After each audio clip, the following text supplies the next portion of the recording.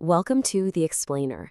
So, what happens when the world's leading AI company, a company you've definitely heard of, hits the panic button? Well, today we're diving deep into OpenAI's Code Red, and this, let's call it a race for dominance, that might just be putting all of our safety on the back burner. Okay, let's start with the quote that honestly sent some serious shockwaves through the tech world. This isn't just some random headline. It's basically a declaration that the rulebook for AI development, yeah, it's being rewritten as we speak. And here's the thing, this isn't some far-off hypothetical question. It's what's happening right now. OpenAI, the folks who gave us ChatGPT, they're in a massive, high-stakes fight. And how they're responding? It's going to have huge implications for every single one of us.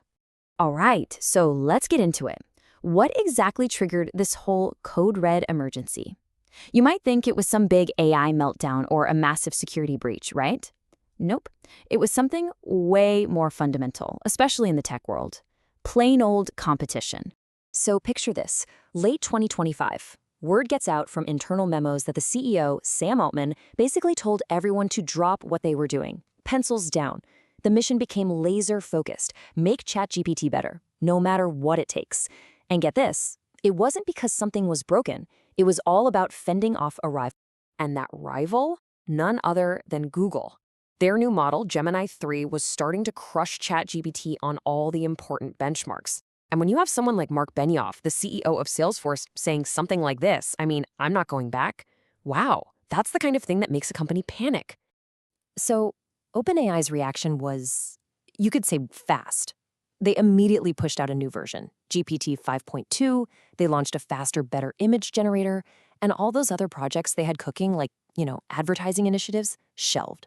The message from the top was crystal clear. It's all about speed and reliability now. This was a company scrambling to defend its turf. And this is where things get complicated.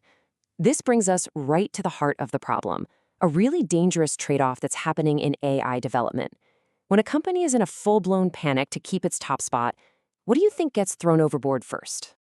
Well, this slide just lays it all out, doesn't it? On one hand, you've got OpenAI's official mission statement, all about benefiting all humanity. Sounds great.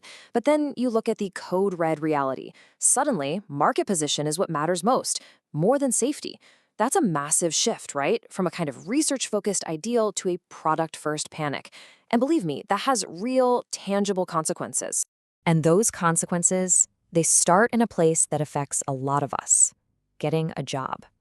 Just think about it.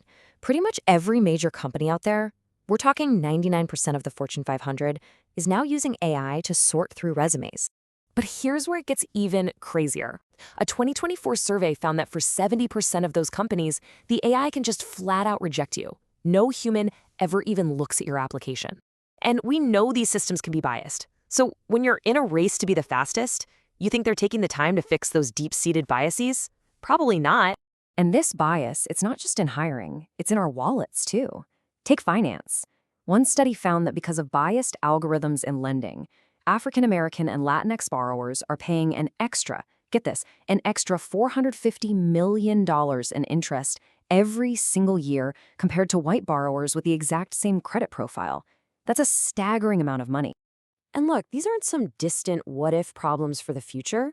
We're talking about systems that are already out there, making critical decisions about our healthcare coverage, about the customer service we get. And the really scary part? The Code Red means that the very foundation these systems are built on is now being changed on the fly, in a massive hurry. Okay, but the fallout from this AI arms race, it goes even deeper than bias. It's starting to threaten the one thing we all rely on, the internet itself. We're talking about the integrity of information. We're basically stepping into a very, very strange new era. So researchers have this kind of creepy term for what's happening. They call it autophagy, which they borrowed from biology. It basically means self-eating. And that's exactly what's happening. It's a loop where AIs are being trained on content that was created by other AIs. You can see the problem, right? It's like a digital echo chamber that just gets louder and louder, watering down facts, killing originality, and basically polluting the well that all future AI will have to drink from. And here's a perfect example of that risk in action. AIs can be wrong, but they're so confident about it.